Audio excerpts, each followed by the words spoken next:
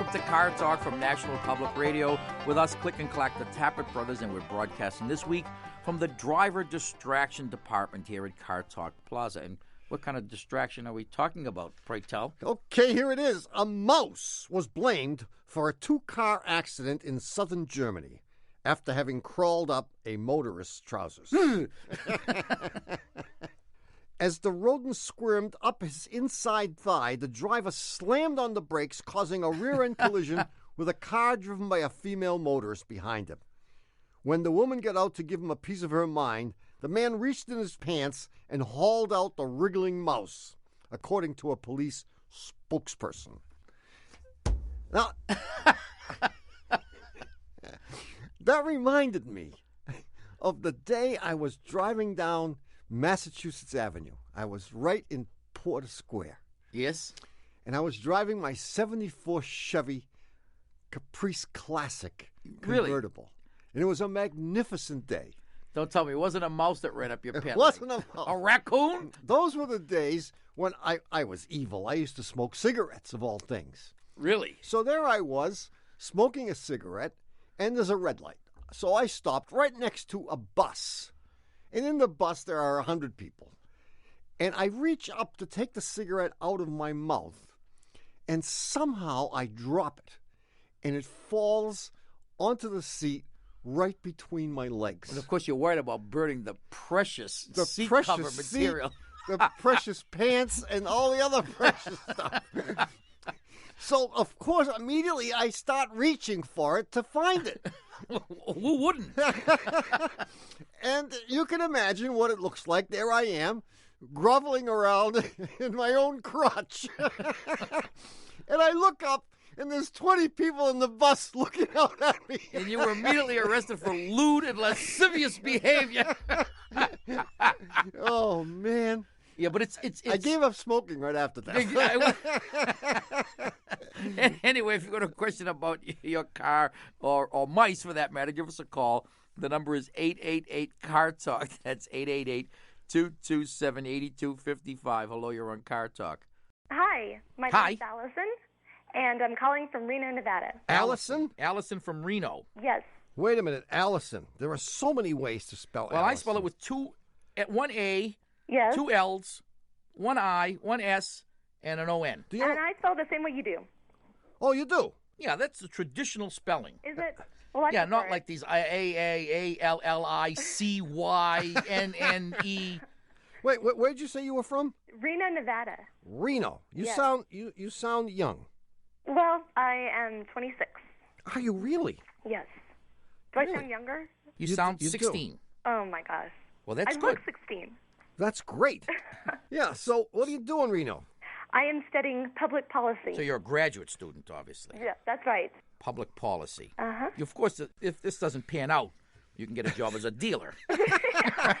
How are your blackjack skills? Yeah, that's right. The dealer school's right down the street. All right. All so right. thanks for calling, That's great. Allison. All right. You have a problem with a car? Yes, I do. I have a Jeep Cherokee Sport. And a little over a year after I bought it, the red number 10 fuse blew. And that's the one that controls the radio, the power windows, and the door locks. Then 6 months later, it blew again. So I replaced it. 2 days after that, it blew again. And that was about 4 days ago. Ah, yeah, something's wrong. Thanks for calling. Well, I mean, there are lots of schools of thought concerning fuses. It's a 10 amp. Uh-huh. You could go to 20. You might find out where that short is. I suspect there's something else on that circuit. Even though it says radio, windows, and door locks, I suspect there's something else. Why do you need anything else? I mean, you got two prime candidates here. Well, you Two do. out of the three. It ain't the radio. It's not the radio, but the power windows and the door locks are notorious for causing problems. Well, but Allison cannot associate it with using the window. In other words, if you were putting up or down a window and it blew midstream, you'd say, "Ha!" Right. But Well, that wait, how- doesn't happen How do you know that it has blown? because the windows won't go down. No idea. Well, when does it go? When does it blow? Well, I don't realize it until I turn the car on, and the radio doesn't work, and the door locks don't work. Right. Oh, And but- I have one of those automatic door unlockers on my keychain. And that's the last thing you used, isn't it? And the first thing I use before I get in the car. And the first thing you So- use to get in the car. So you can get into the car. So we know that the moment before you start the car, the thing is working, and the only other thing you've used is the door locks. Right. That's it. No, the door locks worked. Otherwise, she wouldn't have been able to get into the car. She opens the thing. And in the process of working, they blew the fuse. That's don't the think- last time they worked. I don't mean, think so. You press I the little, understand you what press you're the little button, the door opens, you get in the car, and the things don't work anymore. Right. Is that true, Allison? Yes. All right. So now what? Now that you yelled at her for 10 minutes, what is she going to do about it? I don't know. Don't lock the car. Well, you eventually, I mean, you probably do have a short somewhere, and it could easily be a pinched wire. You know, the wires that come into the door come in where the pillar is, where the hinges for the door are attached. Right. And those wires get flexed. Usually a car has to be much older before it has this affliction.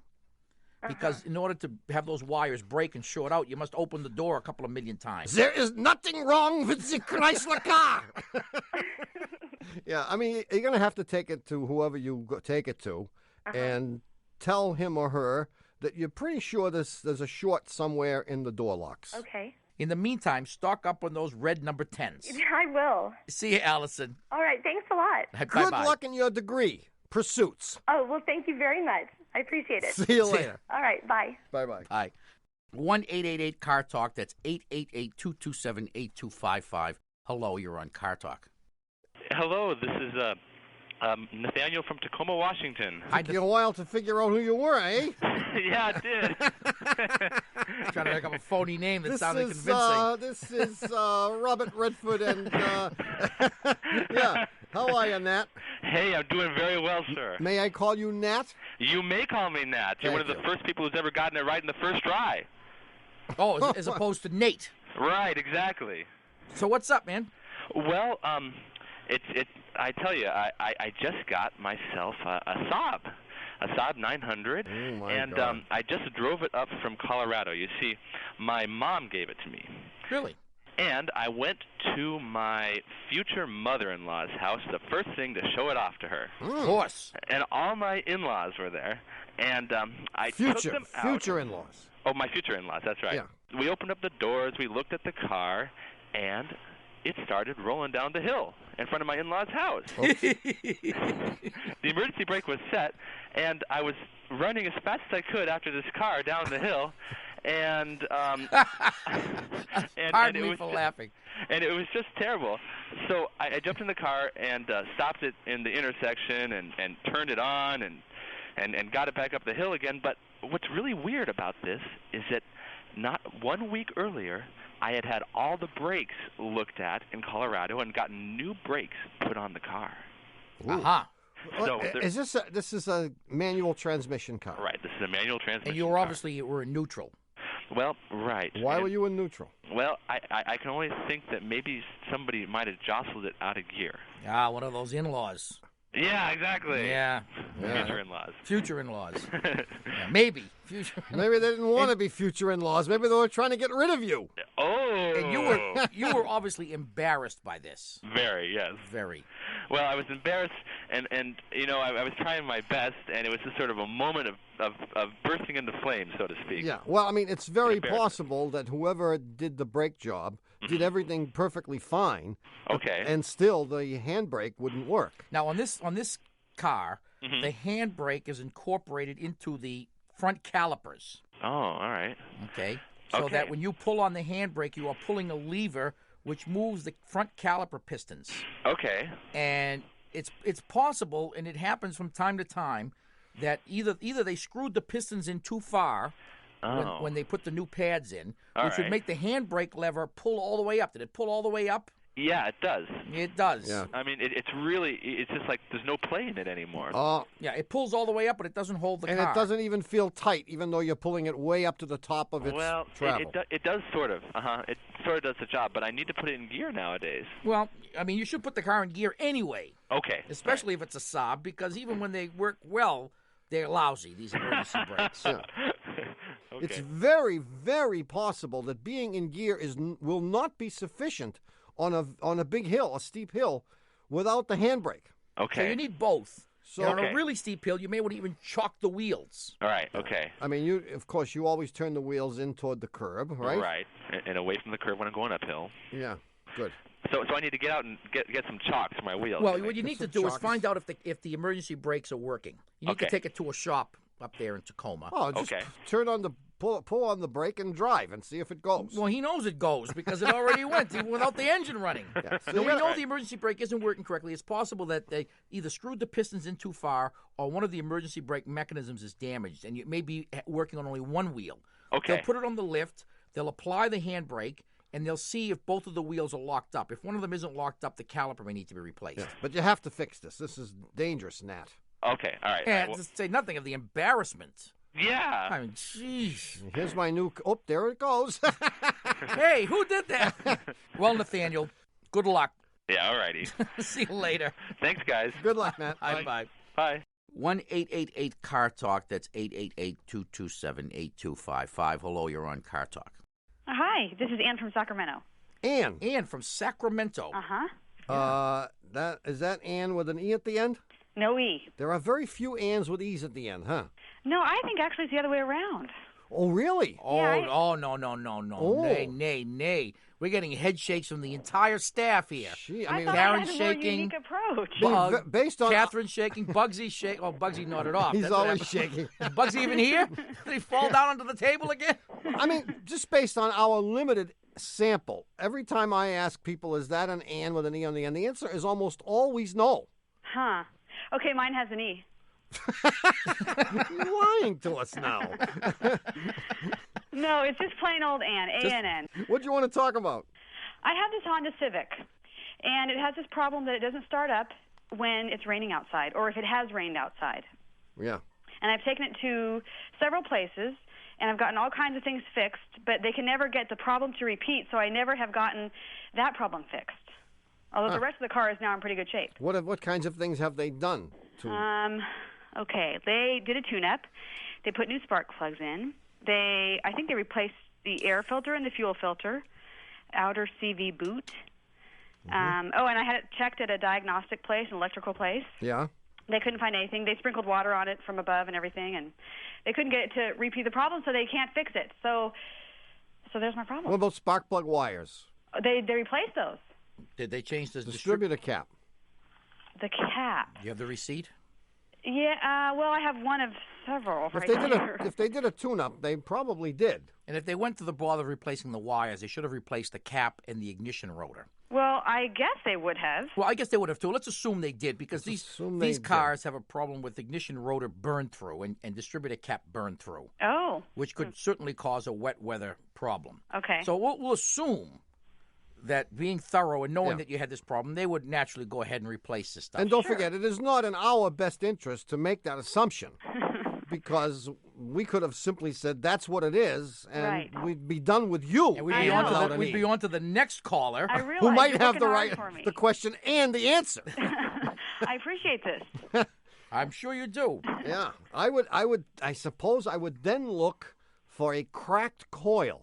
Cracked coil. Well, the coil on this car, I believe, 88. 88. It's 88. a square looking thing. Well, Is this the square one? I've worked on Yeah, it's Hondas square. since 1975. Really? And I can't tell you if the coil on this car, because unlike most companies, Honda, well, I wouldn't say most companies, unlike a lot of companies, the Japanese seem to move stuff around all the time. First, the coil is in one spot, and it's got a wire that connects it to the distributor. The next year, it's underneath the distributor cap and integral with the distributor. The year later, they take it out again. Then they put it back. Then they take it out. Then they move it. They find boxes of them. I don't somewhere. know what happened. What are they going to I do with think all my- these extra I coils? mean, I don't know why it was good last year, but it isn't good this year. And if it's good this year, why the old design is better next year. In any case, you may have a bad distributor or you may have a bad igniter. If you have one of those distributors where the coil and the igniter are both under the cap, I would recommend changing the whole distributor. Okay, wait. If the coil and the igniter are under the cap, change the distributor. The entire distributor. The entire Right. distributor. If the coil is separate, replace the coil. You can try replacing the coil. I mean, Okay. you can test the coil at the diagnostic center. It may test okay, but there may be a little crack in it. But I would have to guess that the problem is in the distributor itself. Okay. And the reason I suggest replacing the whole thing is it's cheaper than buying all the pieces and rebuilding the one you have, believe it or not. Is a distributor replacement an expensive endeavor? Oh, yeah. Oh, God. Oh, yeah. Well, It's like I mean, we're not talking thousands of dollars here. Like $600 or so. I mean, the reason that it doesn't check when they try sprinkling water on it is that they're not replicating a rainstorm. Okay. I mean, in a rainstorm, the moisture droplets are everywhere, and they're sneaking around underneath that hood, and spraying a hose on it is not the same. Okay. So it's very difficult to replicate this problem. They can try dipping it. We dip cars. Is that a kid or a cat? You dip cars. That's a kid. That's a kid. Yes. She's going to go see if she can find the coil. Well, try to find the coil. I don't think the coil is the problem. I would have to agree with myself here for once. That the problem is underneath the cap and it's the distributor. Okay. Yeah. I would take it to the Honda dealer. Okay. Tell them the dilemma. Yes. Tell them that you think it's the distributor. You would like them to change it. Okay. Okay? If they do that and it doesn't solve the problem, you would like them to take it out and sell it to someone else. Okay. Okay. Preferably someone who needs it. All right. All righty? All right. Good luck, Ann. Thanks so much. See ya. Bye-bye. Bye-bye. Bye. All right. Before we give the answer to last week's puzzle, we have to take a short break. Oh, yeah, because this is going to require thinking. And in order to think, I need what? Another donut. We'll be right back. Mama at the wheel, her cat glasses on. A ride to the beach, her friends come along. A day in the sun, sand on her feet, 66 wagon cruising through the heat. It's a car full of kids, windows rolled down, radio up, driving through town. Dog in the back, drooling on the seat. Car full of kids, coming down the street. And even though guys who install car radios quit on ethical grounds whenever they hear us say it, this is NPR. We'd like to thank one of the sponsors of this podcast, Tire Rack. Since you're listening to Car Talk, chances are at some point you'll be thinking about new tires. If you couldn't hear what I just said over the road noise your old tires are making, you might want to think about new tires right now. At TireRack.com, they want you to know that the right tires for you, based on your car and how you drive, will be delivered in as little as one business day to a local recommended installer. TireRack.com. Find, deliver, install. All right, we're back. Oh. What do you? Animal sure, crackers. you took the crackers away from me so I wouldn't eat them, and now you're Well, I knew eating you them couldn't all. be trusted not to eat them while we were on the air. But we are on the air. Oh. Anyway, we're back. You're listening to Car Talk with us. These are good. Click and Clack, the Tapper Brothers. And here's the answer to last week's puzzler. What? Okay. You ready for this? What? Here's the prize. For a 65 black AMC Ambassador convertible, what was last week's puzzler? I've got it! I've got it! I'm going to win a car! Time's up, sorry. There was no puzzle last week. Yeah, there was a puzzle last week. You just don't remember it. I certainly don't. The events in this puzzler took place long, long ago, before the advent of cars and planes. Let's say sometime roughly between the Stone Age and my brother's bar mitzvah. Okay. Yeah. Some engineers were contemplating only a year and a half. building a suspension bridge across a gorge.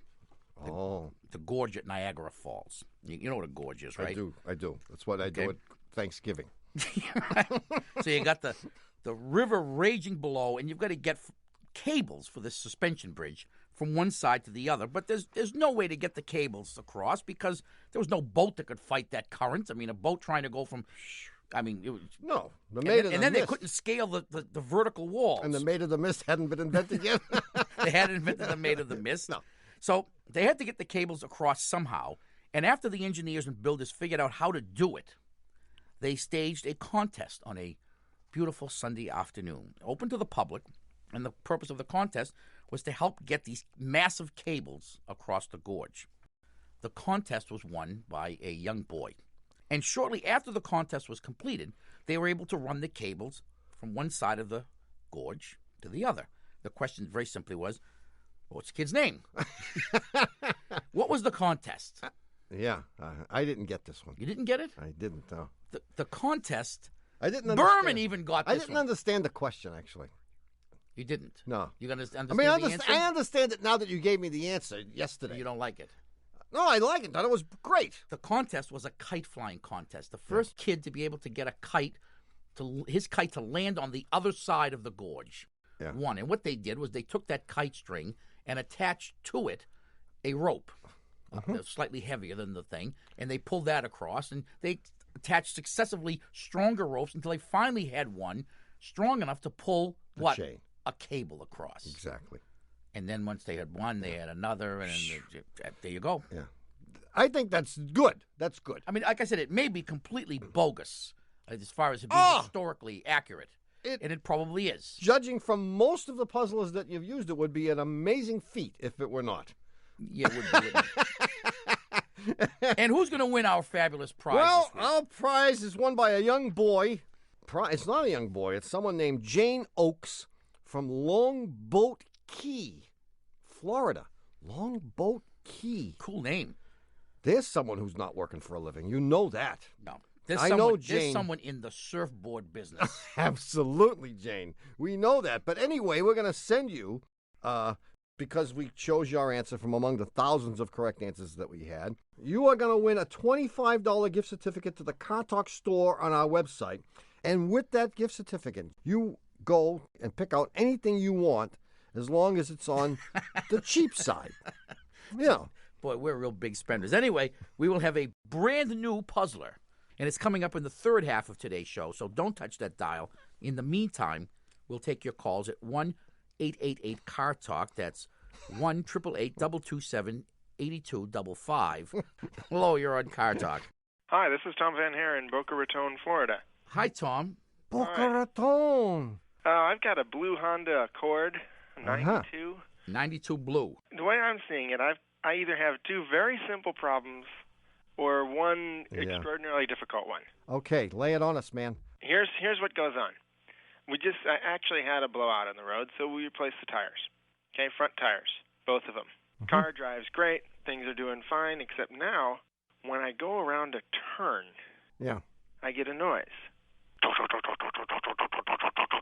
Okay, we know what that one is. Good. That's easy. That's good. Okay, well, it makes it on right-hand turns? Right and left hand. And the noise is coming alternately or from the same side every time? No, it'll make it on both sides. The sharper the turn, the louder the noise, and the faster I'm going, the louder the noise. And did this happen the very day that you put the new tires on or a week later? About a week later, I think. Good, good, good! Don't ever discount dumb luck. So, now, here I am. Yeah. New tires. Balanced, right? Yeah. First day, got it out on the highway in Florida, turnpike, speed limit 70, no problem. A week later, I can't do 70 because the steering wheel starts to shake in my hand. Uh-huh. And this is a pretty severe vibration. If I do it, I'll actually get a headache. Wow. So I keep slowing down. Well, at this point, I'm at 48 miles an hour. Really? Really? And you haven't gone back at all Well... to have them look at it? Because I have a theory. I do, too. That fits everything. Well, I mean, for one thing, you shouldn't keep driving. I mean... Something is seriously wrong. Seriously wrong. And here's what I think is wrong. All right. I'm going to write down in small print. I am too. And I'm going to show you mine. Don't go away, Tom. Okay, I'm waiting. Okay, I've got my two ideas written down. Let me see yours. Oh, you got your head of that. Both of these fit every criterion. Yeah, well, that's the one I wrote, and that's the one it is. It is. Well, my brother and I did agree, actually. We did agree, actually. You have what we believe are loose wheel nuts. That's why I said you shouldn't be driving. Loose wheel nuts. Yeah, the wheels are ready to fall off. Yes, I think when the wheel nuts are loose, these are the nuts that hold the wheel to the rest of the car. If they are loose, you can get unusual noises when you turn and accelerate. Because the wheels are wobbling against the lug nuts. Because there are forces at work there that aren't there when you're just accelerating at a straight-ahead fashion. And the reason that it's happening, that it's getting worse every day, is that the lug nuts are ready to fall off into the street if some of them haven't already. So don't drive another foot. You're not on your cell phone, are you? I wouldn't. I'd be willing to bet $5. I mean, I originally thought that you had a bad CV joint or maybe two bad CV joints. Yeah, but the two of them, coincidence is too strong. we dismissed that because of coincidence. Probabilities. So you're saying open up my trunk. And get Pull your out lug my, wrench out. Get your lug wrench out, and you'll find that all of those lug nuts are loose. Okay, well, I have one quick question. I go out there, okay, and the car is parked out of my window here. Uh-huh. Yeah. I try to tighten these lug nuts. Yeah. They are completely tight. Then what? Do I call you guys again? Call us here? right No, back. You'll never take a guy like me twice. We will. No, we lucky we took you the first time. No, you want to go out and do it? Go do it. Call us back. And if You're going to do it right now. You promise. Okay. All right, see you. Thanks. Bye-bye. Bye-bye. 1-888-CAR-TALK. That's 888-227-8255. Hello, you're on Car Talk. Hi, my name's Nancy. Hi, Nancy. Where you calling from? I'm calling from Fargo, North Dakota. Oh, yeah, far away, North Dakota. What's up, Nancy? My boyfriend and I are having a running discussion about his car, which has served him well. He's got an 86 Toyota MR2, 5-speed manual transmission. I know it well. Mm-hmm. But we're experiencing some problems with it. When we start it up now, there's a lot of smoke coming out of the tailpipe, and it's burning or using oil. We need to put in oil, a couple of quarts every couple of weeks. That's because he drove it like an animal. Before you had a chance to meet this guy and civilize him. Tame him, you might say. Tame him, yes. Yeah. I'll relay that information. Yeah, he drove it like a complete maniac, and he wrecked it. How many, you say 2 quarts every couple of weeks. How many miles is that, roughly? Well, we're only driving around in town here. Ooh. It's a very short commute, so it's city driving. What we're experiencing in driving it is on the tachometer, every time it gets to about, I think, 3, if it's 30,000 or 3,000 RPMs, Yeah. The car is hesitating or stuttering or lurching a little bit. That's a separate problem. Yeah. Oh, okay. But that pales in comparison to this problem. Oh, okay. No, this is disastrous. The smoke is disastrous. Oh, yeah. I mean, you might only, in those 2 weeks, you might only be driving a couple of 100 miles, right? Oh, yeah. So we're talking about a quart every 100 miles or less. Right. Ugh. So, I mean, what's the nature of this running discussion, as you called it? I mean, Well, I what's think your part of this discussion? Yeah, I owned a 67 VW, brand new, 67. Drove it in high school. Kept rebuilding and restoring. Yeah. And loved doing that. And I think maybe, he still loves this car. Perhaps he should investigate a thorough service on it. Yeah. And maybe even rebuild it or whatever would be required. And I appreciate that it would be a completely more, complicated engine, completely different process.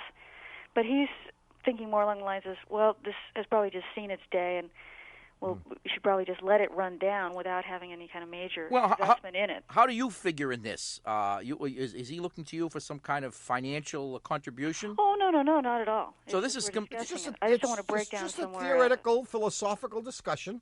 And, I mean, what it is the basic difference between certain kinds of people, like my brother and myself. Chiselers and generous people. My brother, like your boyfriend, believes in dumping everything at the first possible opportunity. And you and I, the more reasonable, sane, more gentler, kinder part of the world, believe that you shouldn't just be throwing away all this stuff. Fix everything and keep it forever. Well, I think he has a lot of very gentle and tender qualities. I will say that. I'm sure he does if he's anything like me. What do you mean? You just referred to him as an animal. Well, he's a gentler, kinder animal? Well, yeah, let me explain something to you. Explain me, Lucy. Everyone has built into them, whether it's particularly worse if you're a male, but everyone has built-in aggressions. Yes. And I think if you find a method of venting your aggressions, then you can be a kinder, gentler person in your personal relationships. Yeah. You can be an animal. If you had to be mean to something, wouldn't you rather have... What's your boyfriend's name, Nancy? Henry. Oh, No, Henry. no. Henry. Henry. Jeez, Henry. Okay. Henry from Fargo. Well, Henry might be such a wonderful person because he's getting the opportunity to vent his anger and frustrations and ridding himself of testosterone poisoning by driving his MR2 into the ground. That is the most bogus theory I have ever heard. If that's what it takes to make Henry a nice guy, No.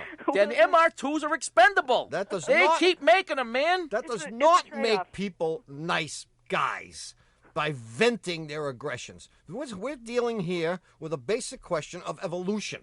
Some people have recently fallen out of the trees, and some people haven't. Well, can we get back to So you suggest that Henry just fell out of the trees? Well, I mean, if he's an animal and he's truly an animal, and I'm not talking about Henry particularly because Nancy knows Henry better than we do, but I'm talking in general. This theory of yours that you've expounded on several times is complete bull.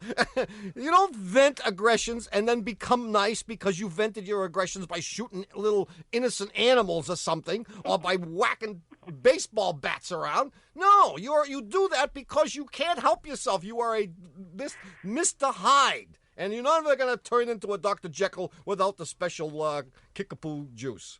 That's it. I'm going to strangle him. But if you think that Henry is worth saving, Absolutely. then, Love must conquer all. yeah, I mean, I think you do have a valid point, and if you can talk Henry into it, fine, but I don't think you're going to. Well, let's say that I can. Well, what are you thinking? What? If About you the can't, then problem. he's going to sell it, and he's going to buy another one. He's going to wreck that one, too, because he's what? An animal. I can assure you he's not. See, he's not. So I guess he's basically a nice guy. He may just be misinformed. Oh. No, he's an animal. Do I sound But I know the like would type, hang believe out me. I mean, that's what made him buy that car in the first place. Otherwise, Sure. he would have bought a Corolla. That's true. Yeah. He bought it because he wanted to wreck it. And if that's where he gets his jollies, well, that's fine. Well, can we redeem this in any way based on the problems as I've described them? What's your suggestion? Oh, no, it's a new engine that it needs. New engine. Oh, yeah. Yeah, I mean, did we forget to mention that? Oh, I think we forgot to mention that. No, it's a new engine that it needs. Okay. Because he wrecked it because he's what? An animal. So, and I suppose he could make an argument that why should I spend $3,000 or $4,000 for a new engine when, in fact, for a mere $30,000 I can get a whole new car. Okay. Yeah. yeah. So I think he has to accept, if he really wants to get rid of the thing, then, you know, and it's his money, don't forget, that he's spending on it. Mm-hmm. Yes. Then you ought to say, Henry, go for it. Yeah. Well, that's kind of how I do feel. Yeah. Oh, I think he should get a new one. Nancy, you're such a sweet person. No. I think probably I've misrepresented myself. Well, you may No, have. I can but- tell I'm just the beast. I can tell just by your voice. I'm the wild, untamed savage creature. That's what he loves about you. You're just like the MR2. One of you does. As soon as you start burning oil, he's going to dump you, too. Good luck, I Nancy. expect to get this comprehensive advice from you. I'm sorry, Well, I did get carried away. Either there. that or find yourself a nice accountant. They don't wreck cars. Oh no, I'm definitely staying with this one. Oh, Okay. really? Oh yeah. He's the Okay. guy for you, He's huh? the guy for Very you? serious. Terrific. Well, I wish you all the very best. Thank you very much. No, See? I wish you both the very best. See you, Nancy. Thank you very much, guys. Bye. Thanks for calling. Hey, we have back on the phone Tom with the lug nuts. Tom, you there? I am here, yes. And? They are all tight. Oh, no. It was a They're nice now try. tight because they were loose and you tightened them, right? No. No. This is clearly a Plan B time. It's Plan B time. Really? Yeah. Well, I think the first order of business is to limp it to the nearest tire shop and have them balance these tires and see if one of them is not defective. But it's possible that you have tread separation. That would account for the fact that you are driving at increasingly yes. slower speeds. Plan B. This is Plan B. Yeah. This is Tread very separation. good. Yes. But this wouldn't account for a slow speed noise in a turn. It could. Yeah, oh yeah. It could. Definitely. Okay. I would go immediately to the closest tire shop, tell them what's going on, make them test drive it at 50 miles an hour. Don't go with them. No. Tell them you're going to make a phone call. Too dangerous. And they'll figure out that you have a bad tire. And I think that's going to solve your problem. I do too. I mean, it sounds very dangerous to me. Okay. Well, that's my biggest concern. All right. Yeah. And Tom, don't call back. No, call back. I want to know. Yeah, we do. All of America wants to know All of now. America wants to know. Does We'll Tom talk- have a bad tire? We'll talk next week. Okay. See Thank you, you very Tom. much, as always. You guys are great. Okay. Thanks. All right. Bye-bye. All right, look, before we get to the new puzzler, we have to take a short break. It's so that our local stations can take care of some important business. Yeah, giving their call letters, thanking the underwriters. Firing the moron who put us on the air. Oh, I'm sure that's... For us, say it. This is NPR.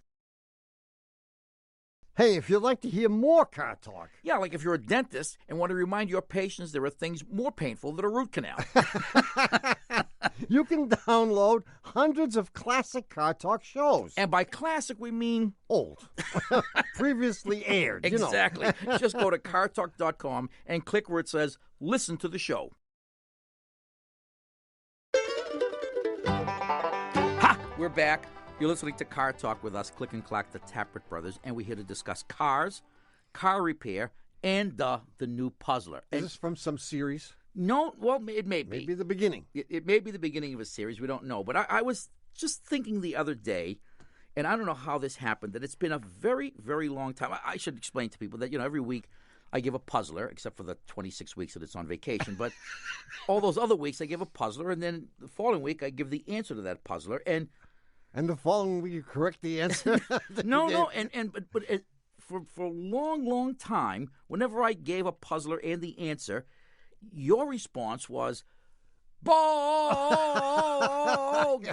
Well, I haven't heard that. Well, that is true. For months. And in fact, just the other day, I received an email corroborating the fact that you haven't. I haven't said that. You haven't criticized the puzzler as being bogus for a very, very long time. So I thought, in that spirit, that this is it, that I would use a puzzler today that gives you the opportunity, if you choose, to say that, and you don't have to be the judge. You may think it's a perfectly wonderful puzzler, as do I. Well, see, I thought that I was saying bogus, not to puzzlers, but to the answers that you've been giving to people. Exactly, the answers. No, not the puzzler answers. I'm talking about when people call with problems about their cars. Oh, those are all bogus. Anyway, here it is. Okay. Pay attention now. You bet I will. There's a lot of unnecessary information in here, and most of it is. Okay, go ahead. I'm going to just sit back and get it all in. Go ahead. A woman and her husband spent a week vacationing in Maine last summer, where they rented a small cabin not too far from town and some well-known tourist attractions. About 2 months after they had returned home, the woman called the police department in that small town and reported a body, yes, a human body, lying face down in the brush behind the very cabin that they had rented. The detective to whom she spoke said there had indeed been a murder, and only recently was the victim found in that exact spot. Huh. The detective, however, was angry and demanded to know why she had not called sooner. He asked, what, were you in a coma or something? Or maybe you were abducted by Martians? Oh, no, it was nothing like that. And she explained her actions. The detective said, oh, I see, and thanked her for her call. What had she said? Now, I like it. I'll give, well, you may not like the answer. I'll give a hint. Yeah? The hint is vacation. She and her husband were on vacation. That's the hint. Uh-huh. Okay? Yeah, That's okay. it. Now, there may be a lot of answers, but most of them will be bogus, and I think only one of them will be legit. Good enough. Now, okay. If you think you know the answer, write it on the back of a Mega Fitness EXM 4000S multi-station 4-person home gym with optional leg press / calf press station, 3 210-pound steel alloy weight stacks, hydraulically adjusted seat pads, fully padded lat bar, and DuraFirm butt enhancer. And send it to Puzzler Tower, Car Talk Plaza, Box 3500, Harvard Square, Cambridge. Our Fair City. Matt 02238. Or you can email us your answer from cartalk.com. A butt enhancer. Look, if you have a question about your car, give us a call. The number is 888-CAR-TALK. That's 888-227-8255. Hello, you're on Car Talk. Hello, my name is Cliff, and I'm calling from Seattle, Washington. Hi, Cliff. How you doing, Cliff? I'm doing well, thank you. I have a problem with my ignition on my 1990 Maxima. When I get up and take my first trip, and for the short one, mile or so, I'm unable to remove the key from the ignition. If I sit there for about 3 minutes, then the ignition will click, and I'm able to push the button and remove the key. Really? Yeah. But if I drive a long period of time, like go 5-6 miles or so, whatever, then I turn the ignition off, I'm able to get the key out. Oh, man. What did Okay, we do to deserve you? Yeah. Jeez. Cliff, give us a break. Cliff, unfortunately, we're out of time. Boy, we'd love to chit-chat. Really? Wow. And so you don't have, and all kinds of jiggling and stuff doesn't help. All kind of jiggling and making sure I'm in park and pushing the button, that doesn't help. In order to remove the key, You have to press that little button and then turn it another quarter but it's of a also turn. got to be in park. Right. Right. But what happens in those 3 minutes? I don't know. Well, Something heats up. How long do you have to drive? If I go a real short trip, I can't get the key out at all. Right, but if you go on a longer trip, this doesn't happen. I have no problem. And then I have my keys on a split key ring. And when I stop my car and I can't get the key out, I just remove the other keys off the ring. Right. I drape something over the steering wheel. Don't tell anybody. Right. You Then put I lock my doors, and I have keyless entry. Yeah. Right. I go off and run my errand. I See, come my back. my question is, doesn't anyone screen these calls? I mean, Hey, you guys just got a tough one here, huh? man. I'm trying to figure out when you put the shifter in park, you then send you close a switch, I believe, which then sends a signal to it's going to be a solenoid, which allows you to turn the key, and that's what's not working, and that's what's finally clicking. The solenoid.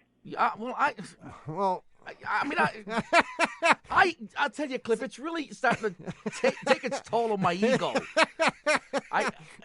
Quite honestly, I don't know exactly how the system works, but it is tied into that switch, right. that's in the park position. And if you were to get out the wiring diagram or somebody and trace what happens to that interlock. It's called a shift interlock. When that switch on the shift interlock gets closed, what happens then is what's preventing, or rather what doesn't happen then, is what's preventing you from taking the key out. Right, because if you tried to get the key out while the car was in drive, it would do exactly what it's doing now. The thing that we're struggling with is what happens in those 3 minutes that allows that relay, wherever it may be, to engage. No, who knows? It might be a mechanical linkage from under the But he's steering. not touching anything. He's just sitting there minding his own business, and the relay decides to click. No, I don't think so. I think it's mechanical, and the thing is sitting there, and it's ready to free up. It's ready to move, but it just isn't moving, and then gravity takes over.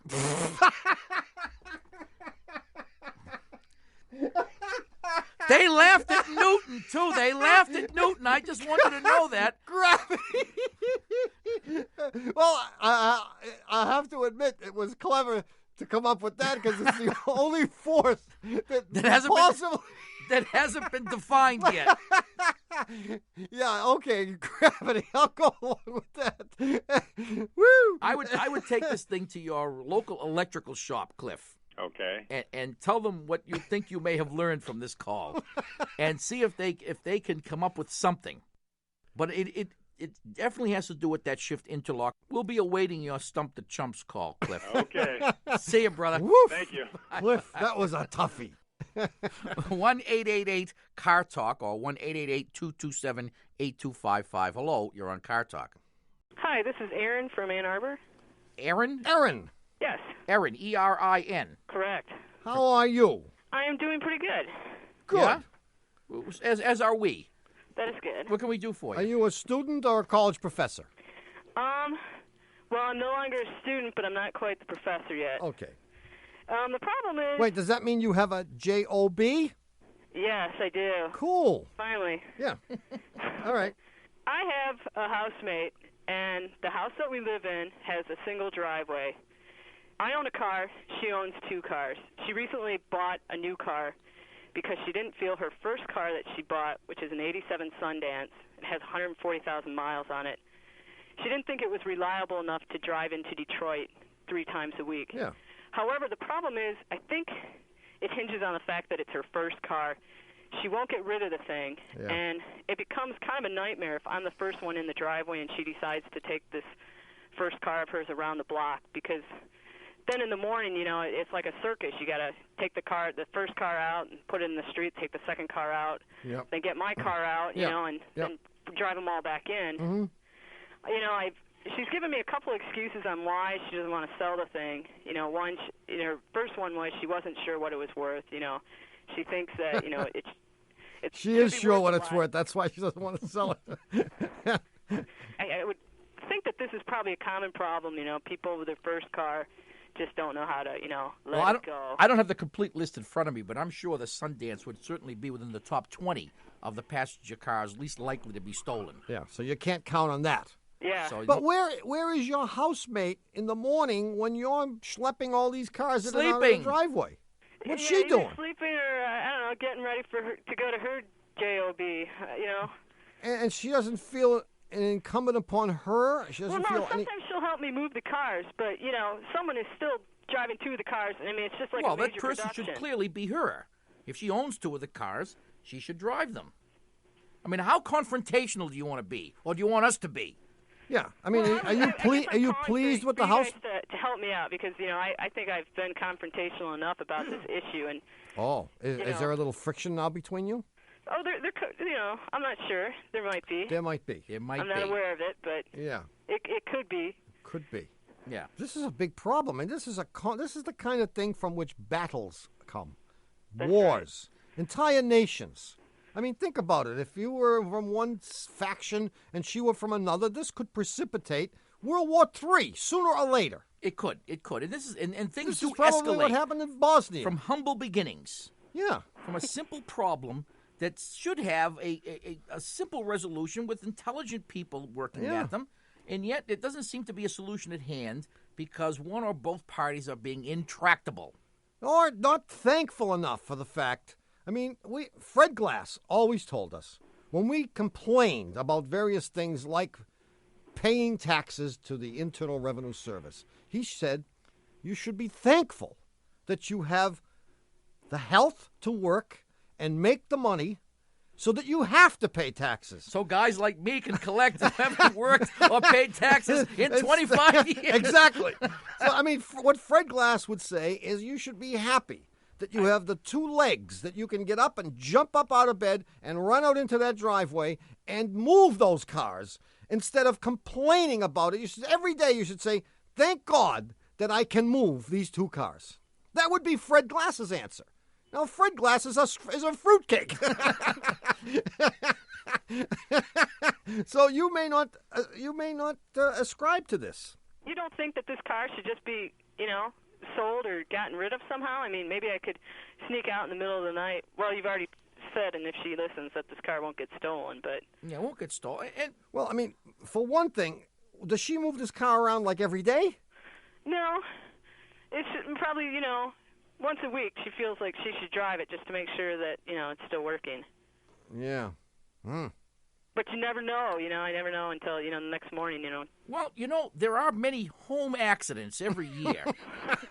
And certain unfortunate occurrences take place that damage people's personal property. Of a conflagratory nature?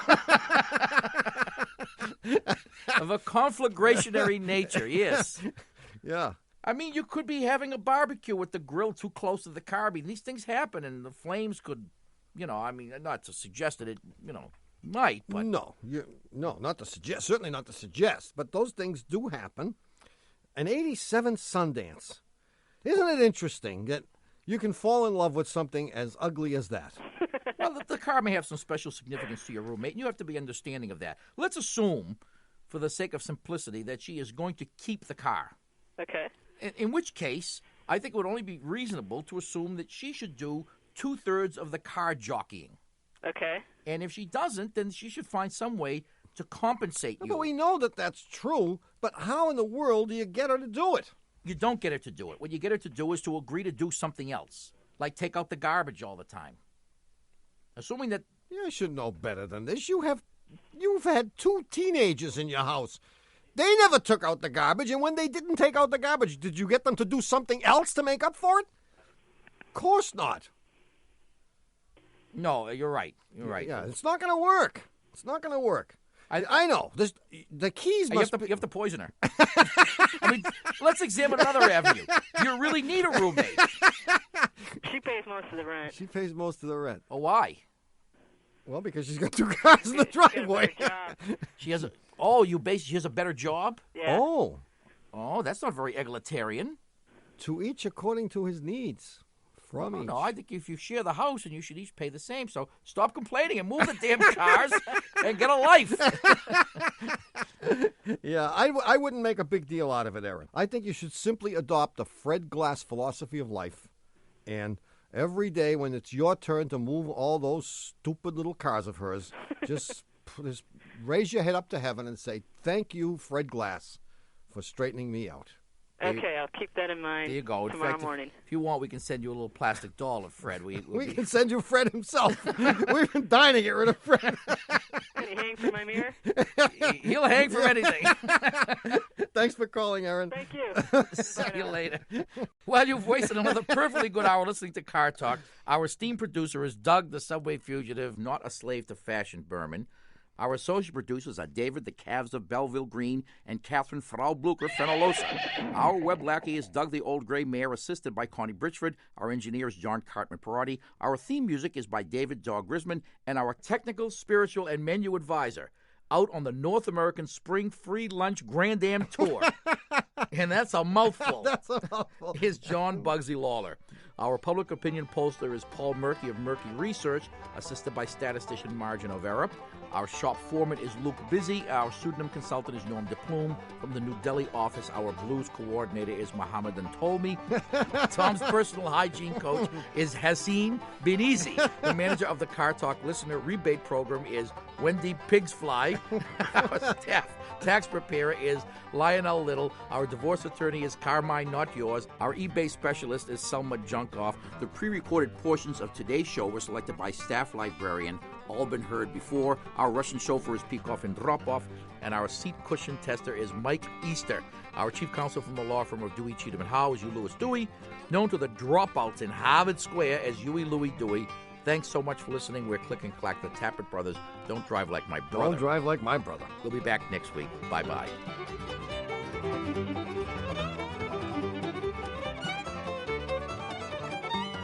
You can get a podcast of this show, which is number 1519, download other time-wasting episodes, and check out our clothing and best-of collections all over at cartalk.com. Also this week at cartalk.com, what to do with your old heap when you buy a new car. You could crush it, just for the emotional satisfaction that revenge brings on. But why not rise above that and donate it to benefit your favorite public radio station? This one. It's extremely easy with the Car Talk Vehicle Donation Program. Details are on the website at cartalk.npr Landscaper takes a long, hard look at his wood chipper whenever he hears us say it. This is NPR.